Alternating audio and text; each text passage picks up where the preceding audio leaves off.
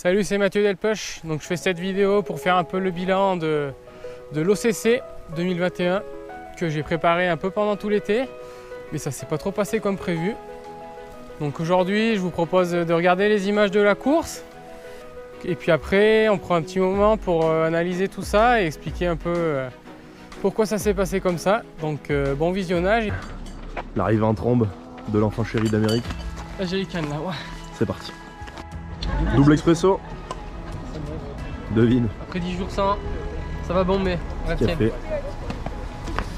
Allez, on se représente un petit peu la team quand même. Sim, évidemment Régis, le photographe, meilleur supporter, tout ça. Pilote. Moi je fais pas partie de l'équipe les gars. Évidemment que j'ai une petite accréditation, d'accord. Allez, on a une petite demi-heure de la course. Et il y a Matt qui finit l'échauffement. Ça va mon Matt? Ouais, nickel. Du coup là on va tranquillement récupérer le maillot. Matt se change tranquillou. Et après c'est direction le départ de la course. Allez, Nord-Sierre. C'est magnifique, le beau jardin. Mais on n'est pas là pour acheter du terrain. La place. 40 minutes les amis. Allez Matt, allez. Allez les gars. Allez Rob, allez. Allez les gars, allez. Allez.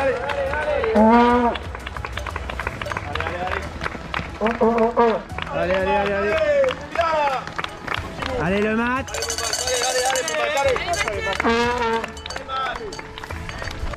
Passage de Dorian en tête. Énervé comme jamais. Ils ont changé.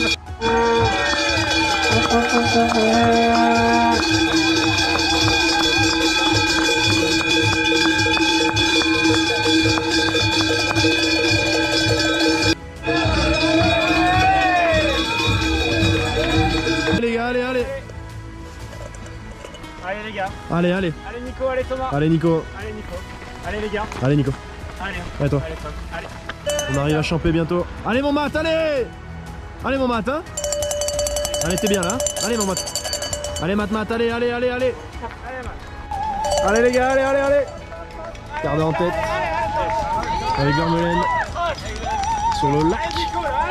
Allez Nico, allez Nico. Toujours avec le sourire. Allez mon Matt, allez. T'as une 30 de la tête. Allez mon Matt. Allez Matt. Bien.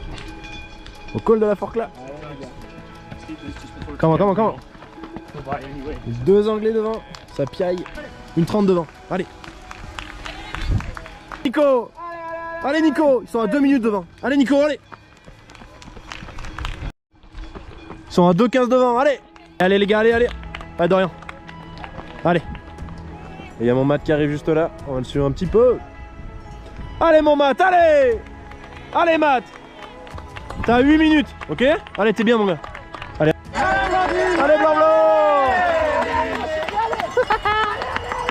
Blandine. 12 minutes derrière les hommes. Impeccable. Pimpette de jeu. Allez, on est au kilomètre 36 à Valo. Avec Tim. Et Matt est dans ses temps, à la minute près de ce qu'il avait prévu. C'est juste que les premiers vont 20 minutes plus vite que ce qu'ils avaient prévu. Du coup ça va très vite. Et voilà. Allez, passage du premier.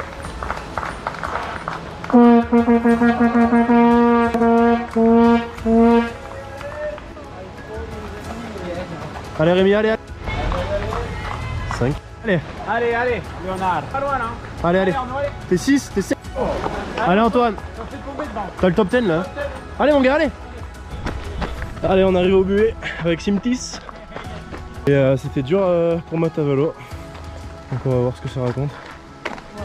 C'est dur mais... Petit début de contracture, manque d'énergie. On va voir ce que ça dit maintenant. We will see. Vise le top 10 là. Allez Blanc. Allez, accroche Matt. 3 minutes au top 20. Allez mon Matt, allez. Mon Matt dans le dur. Épisode 460.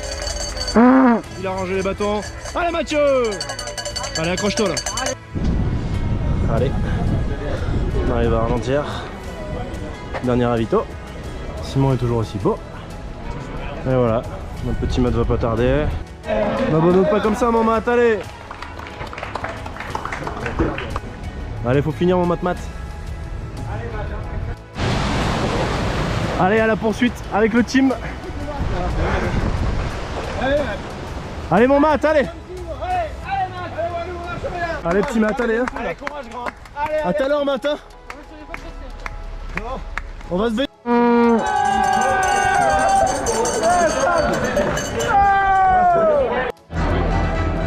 Good job, yes indeed, buen trabajo. Une des plus belles contre-performances de ma carrière. Il en fallait une, c'était aujourd'hui. On en fait comme ça. Et voilà, comme vous avez pu le voir, c'était pas le grand jour, c'était pas une belle performance, un bon jour sans. En fait, j'étais dans les temps de passage que j'avais prévus jusqu'à Trian, donc au bout de 2h30 de course. Sauf qu'à Trian, j'avais prévu d'être frais, puis d'entamer ma remontée et d'aller vers l'avant. Et j'étais déjà hyper poussif, je sentais que les sensations n'étaient pas top. Et dans la montée d'après, c'était encore pire.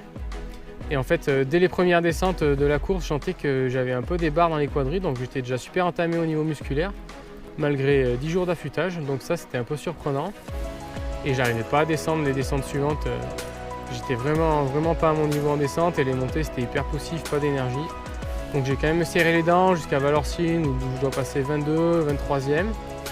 Et entre Valorcine et Argentière, c'était extinction progressive des feux. Je sentais que j'avais de moins en moins d'énergie. J'ai dû marcher dans une descente en Argentière. Donc là, c'était un peu la cata. Je dois passer autour de 26, 27 à Argentière. Et là, j'avais vraiment envie de mettre le clignotant. J'avais plus rien, je prenais pas de plaisir. Et en fait, j'ai pris la décision de finir en randonnée. Et ça m'a un peu enlevé un poids. Sur la fin de la course, j'ai quand même réussi à m'amuser un peu. Donc j'ai fini vraiment tranquillement. J'ai un peu plus profité, eu le temps de regarder le paysage, de faire des premières. C'est la première fois que je respectais les temps de passage sur les panneaux qui indiquent les temps des randonneurs. Première fois que je pouvais discuter avec les bénévoles au ravito, les remercier d'être là. Première fois que j'utilisais mes bâtons en descente. Donc beaucoup de premières, mais dans l'échec, j'ai réussi quand même à prendre un tout petit peu de plaisir sur la fin de course. Et puis, comme on voit sur la ligne d'arrivée, j'ai quand même gardé le sourire. Mais heureusement que j'avais mon équipe de ravitailleurs pour m'encourager à aller jusqu'au bout et pour me pousser un peu parce que c'était pas facile au début, j'ai vraiment pas pris de plaisir. Donc maintenant je suis dans le Cantal et là je prends un petit peu le temps de me ressourcer. Je suis au Buffadou, à Oloron, au camp de base. Donc là ici on est tranquille, on est au calme et donc c'est l'occasion de prendre un petit moment pour analyser tout ça et puis essayer d'expliquer en fait ce qui n'a pas marché sur cette course. Je pense que rater sa course, ça peut arriver, mais refaire les mêmes erreurs, ça c'est ce qu'il faut éviter. Donc moi j'ai un peu analysé tout ça avec mon entraîneur, j'ai discuté un peu aussi avec ma coach mentale Anne. Et en fait ce qui s'est passé c'est que j'ai accumulé trop de fatigue cet été. Je suis allé courir dans les Pyrénées, j'ai passé une semaine là-bas en bougeant, en dormant dans la tente de toit. Je suis allé voir des copains, ensuite je suis revenu ici, mais 2 jours j'ai pas eu le temps de me poser. Je suis reparti en stage en altitude avec Nico, ensuite je suis allé voir Sylvain dans le Dévoluy, je suis allé ensuite à Chamonix, donc j'ai un peu trop enchaîné. Après le 90 du Mont Blanc, j'avais pris une petite semaine de repos, puis dès que j'avais plus de douleur musculaire, j'ai repris l'entraînement, mais je pense que ça c'était peut-être aussi un peu rapide. Donc tout ça cumulé, ça m'a fait quand même une petite fatigue qui est restée. Et ce qui m'a achevé en fait, c'est le stage en altitude avec Nicolas.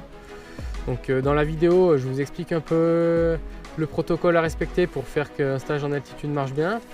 Donc j'explique qu'il faut faire une acclimatation, ensuite qu'il faut baisser l'intensité des séances. Et moi en fait ça, je me suis peut-être vu un peu trop fort. Je suis arrivé là-bas, j'ai rejoint Nico qui était déjà là-bas depuis une semaine. Et on n'a pas fait de période d'acclimatation.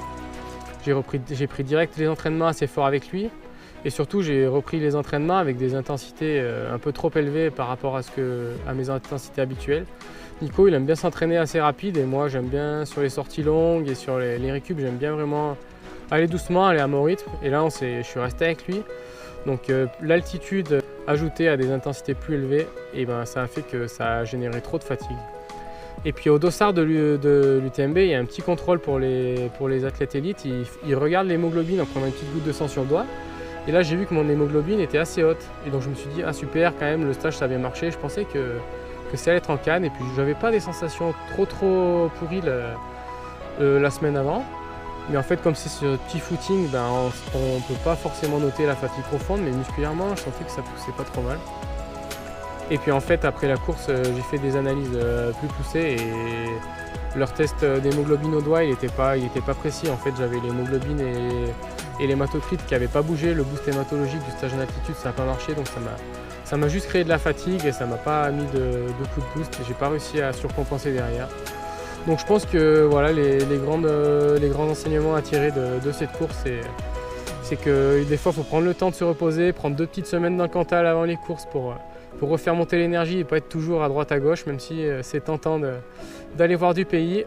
Et puis de prochaine fois que je ferai un stage à l'altitude, de bien respecter les protocoles et de bien faire attention à la fatigue. Donc voilà pour tout ça. Et là je vais rester encore 2-3 jours dans le Cantal, mais ce week-end je vais aller dans le Dévoluy faire la grande trace été. Donc c'est vraiment une course sans pression, c'est une course sur 2 jours en Alpitrail. Donc avec baudrier et longe, avec des parcours super techniques et surtout je vais partager ça avec Guillaume Courias. Mais l'idée c'est vraiment de s'éclater. Et puis je vais sûrement vous faire des petites images pour vous raconter ça, vous montrer un peu cette course bien typée skyrunning. Donc ça c'est des trucs qui m'attirent bien. Donc restez connectés. Puis comme d'hab, si vous avez des questions, vous n'hésitez pas, c'est dans l'espace commentaire. Et puis allez, ciao ciao!